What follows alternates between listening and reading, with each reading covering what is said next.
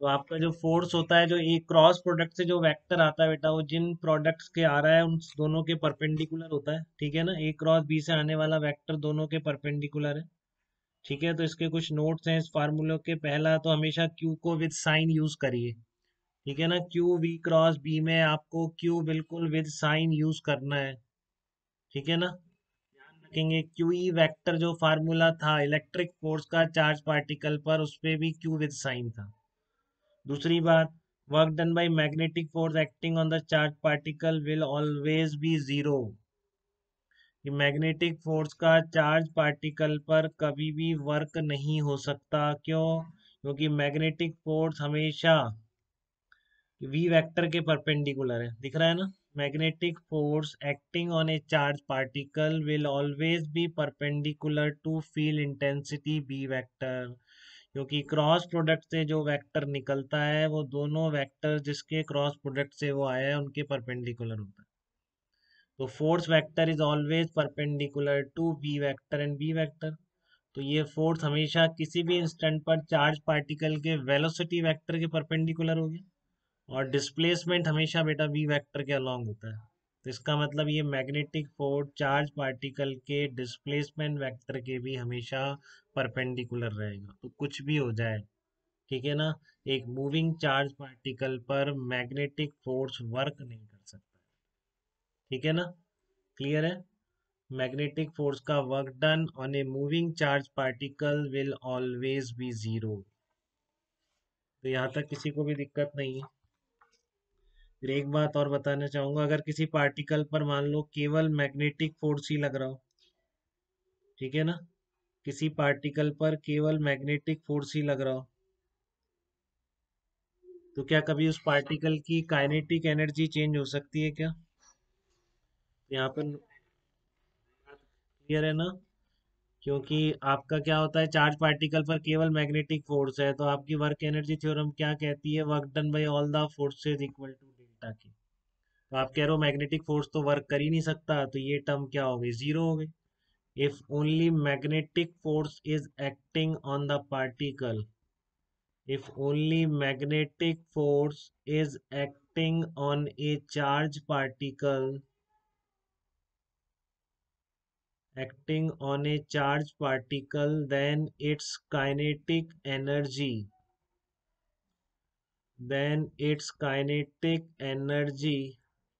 will always be conserved. Its kinetic energy will always be conserved. तो इसकी kinetic energy change हो ही नहीं सकती अगर केवल मैग्नेटिक फोर्स चार्ज पार्टिकल के ऊपर लग रहा है, क्योंकि वो वर्क करेगा ही नहीं, और कोई फोर्सेस आ गए। ठीक है ना, तो जरूर काइनेटिक एनर्जी चेंज हो सकती है अगर मैग्नेटिक फोर्स के साथ और फोर्सेस भी लग रहे हैं तो। बट सिर्फ अगर मैग्नेटिक फोर्स है तो स्पीड पार्टिकल, काइनेटिक एनर्जी मतलब स्पीड चेंज नहीं हो सकती। Kinetic energy will be conserved और speed will be constant. Speed will be constant, speed उसकी क्या रहेगी, कांस्टेंट रहेगी। ठीक है, तो अब आपने बोला कि मूविंग चार्ज पार्टिकल पर फोर्स लगता है, तो करंट में तो बहुत सारे मूविंग चार्ज पार्टिकल्स ही हैं। ठीक है ना, तो उसमें भी आपका फोर्स लगेगा। ठीक है ना, तो हम एक करंट कैरिंग एलिमेंट पर भी फोर्स निकाल सकते हैं। ठीक है ना, बेसिक फार्मूला ये, इसका हमारे पास डेरिवेशन नहीं है, एक्सपेरिमेंटल रिजल्ट है क्यू वी क्रॉस बी।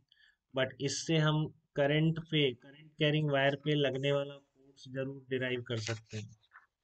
ठीक है ना, करंट कैरिंग वायर पे लगने वाला फोर्स जरूर डिराइव कर सकते हैं इससे हम।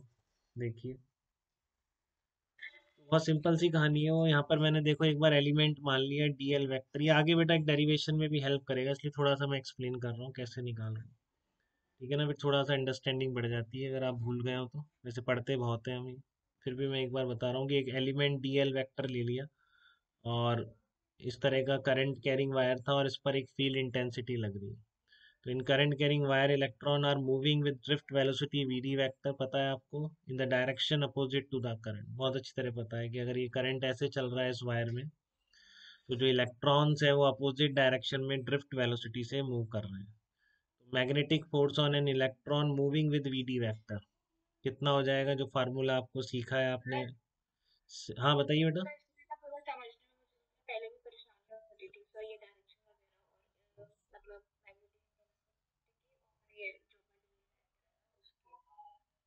नहीं, आपको क्रॉस प्रोडक्ट तो आ गया, क्रॉस प्रोडक्ट तक तो आ गई डायरेक्शन। हाँ तो ये बेटा वो आ गई तो ये तो कुछ भी नहीं है, आप सुन लो मेरी बात अभी बिल्कुल, ठीक है ना। वो आ गई तो आप ये बिल्कुल समझ जाएंगे, ऐसा हो ही नहीं सकता ना है। तो यहाँ पर तो क्या है, देखो करंट है ये, ठीक है ना। तो ये तो पता है यार, अपन पढ़ चुके हैं ना, ये ड्रिफ्ट वेलोसिटी जो होती है करंट के अपोजिट डायरेक्शन में होगी। बताइए इशिता। क्योंकि इलेक्ट्रॉन को जिधर जाते हैं उसके अपोजिट डायरेक्शन में करंट की डायरेक्शन मानी गई है ना। ठीक है ना, तो यहाँ तक तो देखो दिक्कत नहीं है बिल्कुल। एक सिंगल इलेक्ट्रॉन पर फोर्स,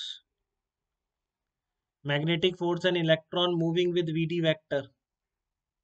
बताइए, क्लियर है F1।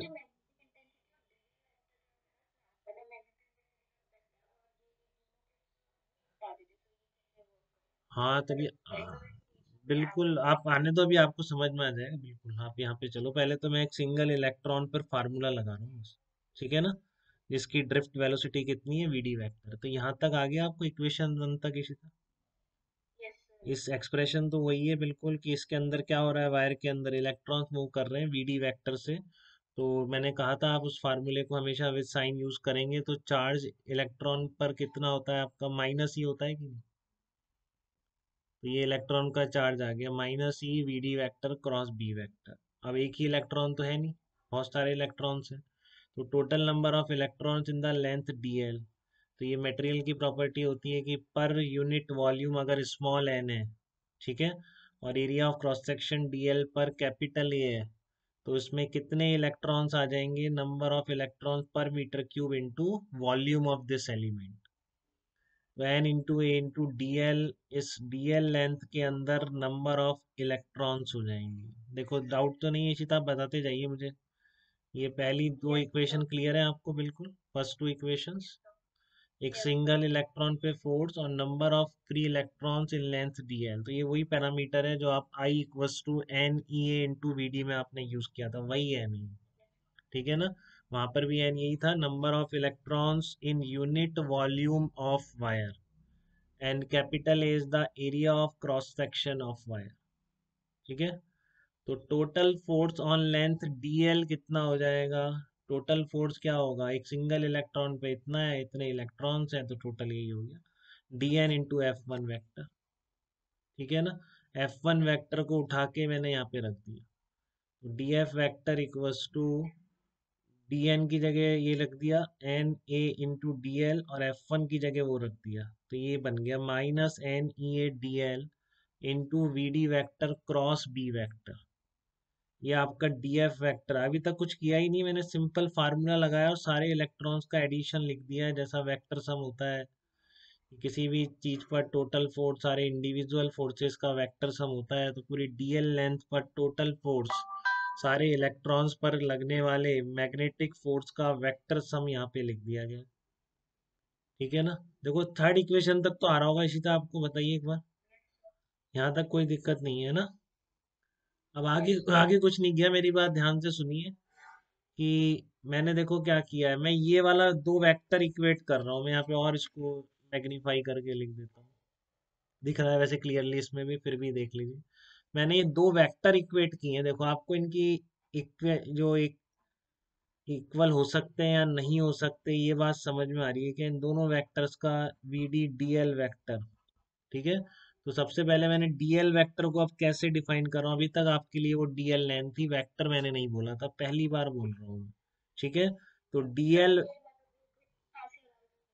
अभी वही वही एक्सप्लेन करूंगा मैं आपको। DL vector is along, DL vector कैसे डिफाइन कर रहा हूँ, DL vector is along current. ये मैंने डेफिनेशन बनाई है डीएल वेक्टर की, DL vector is along direction of current. ठीक है। अब देखिए, इन दोनों वेक्टर्स के इस तरह से लिखने पर मैग्नीट्यूड तो बराबर है, ये उसमें भी डाउट है आपको, बताइए इसका भी magnitude V D into D L है, इसका भी magnitude V D into D L है।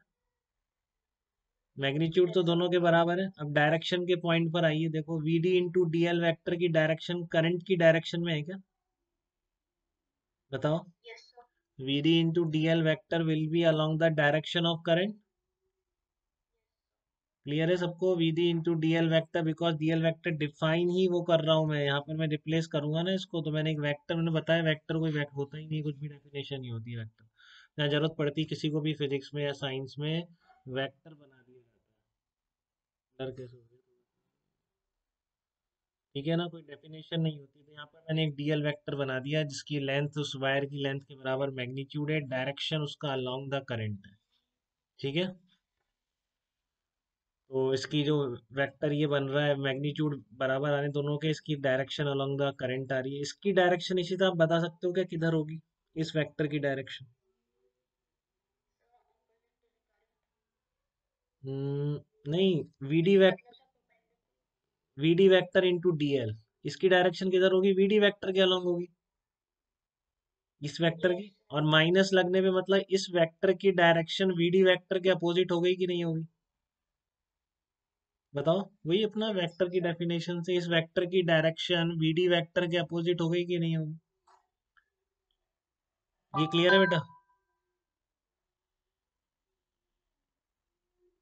ठीक है ना, ये तो स्केलर नंबर है, तो मैग्नीट्यूड है, डायरेक्शन ये है वीडी वेक्टर, तो माइनस का मतलब इसके अपोजिट, और वीडी वेक्टर के अपोजिट करंट की डायरेक्शन नहीं होती क्या? ड्रिफ्ट वेलोसिटी के अपोजिट ही तो करंट की डायरेक्शन है। तो इसका मतलब ये पूरा वेक्टर किधर है? अलोंग द करंट है, ये वाला वेक्टर भी अलोंग द करंट है, मैग्नीट्यूड दोनों के सेम है, तो मैं इनको इक्वल नहीं कर सकता क्या? बताइए। तो बस मैं यहाँ पे वही उठा के रखूंगा, minus V D vector D L जो इसमें बन रहा है, उसकी जगह मैं क्या रिप्लेस कर दूंगा? V D into D L vector replace कर दूँ। ठीक है ना, उसकी जगह मैं क्या रिप्लेस कर दूंगा देखो?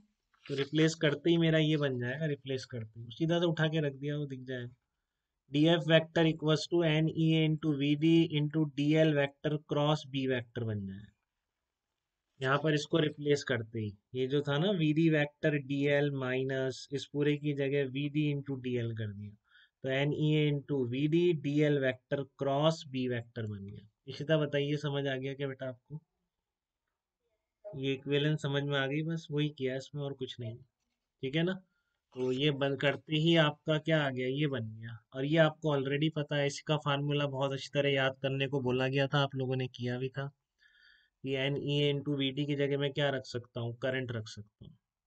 ठीक है, तो डी एफ वैक्टर कितना आ गया आपका? I D L vector cross B vector. तो किसी भी करंट एलिमेंट, करंट वायर में बी वैक्टर यूनिफॉर्म है यानी कुछ नहीं पता, मैं तो जस्ट किसी भी एलिमेंट पर अगर बी वेक्टर किसी भी डायरेक्शन में हो, ठीक है, तो उस एलिमेंट पर कितना फोर्स लगेगा? Current into D L vector cross B vector. ठीक है, equation 7 gives the force on D L length of a current carrying wire in which current is capital I. Total force पूरे वायर पे लिखाना है तो आप एडिशन कीजिए, और कंटिन्यूअस वेरिएशन है तो फिर इंटीग्रेट कर देंगे। ठीक है ना, अगर वायर स्ट्रेट होगा and B vector is uniform, then total force on the wire of the length L क्या होगा? क्योंकि मान लो स्ट्रेट वायर है और आपने टुकड़े करे बहुत सारे, और सब पे फोर्स क्या होगा? D L vector, D L one vector, D L two vector, सारे करंट मान लो इधर जा रहा है, तो सारे ऐड नहीं होते जा रहे, तो आप सारा एडिशन कर दोगे। Integration I DL vector cross B vector को आप ऐड करके लिखोगे तो सारे DL one vector plus DL two vector plus DL three vector L vector ही तो बन जाएंगे। तो इसलिए अगर वायर स्ट्रेट होगा तो आप डायरेक्टली भी लिख सकते हो I L vector cross B vector, but सब जगह बी वेक्टर भी सेम होना चाहिए। ठीक है ना, सब जगह बी वेक्टर भी सेम होना चाहिए। अगर बी वेक्टर वेरी करा तो फिर उस केस में आपको इंटीग्रेट ही करना पड़ेगा टोटल फोर्स के लिए। ठीक है, तो यहाँ तक की बात क्लियर है क्या इशिता? आपको बताइए कि करंट कैरिंग वायर पे फोर्स कैसे लिखते हैं। मान लो इस तरह का वायर है, टोटल फोर्स कितना हो जाएगा? आई करंट चल रही है, एल लेंथ है, तो एल वेक्टर इस डायरेक्शन में हो गया, देख लो बेटा एक बार, एल वेक्टर इस डायरेक्शन में हो गया, बी वेक्टर क्रॉस है, तो मैग्नीट्यूड तो ठीक है, आई एल भी है, डायरेक्शन क्लियर है सबको? आई एल क्रॉस बी, ऊपर की तरफ फोर्स लगेगा, बताइए। ऊपर की तरफ फोर्स लगने लग जाएगा आई एल क्रॉस बी में। ठीक है, यहाँ तक कोई दिक्कत तो नहीं बेटा किसी को भी? सबको बातें समझ आ गई यहाँ तक? तो ये आपका यूनिफॉर्म फील्ड था पूरी लेंथ पर, और इधर ही था लेंथ, स्ट्रेट वायर था। अगर हो सकता है फील्ड वेरी करे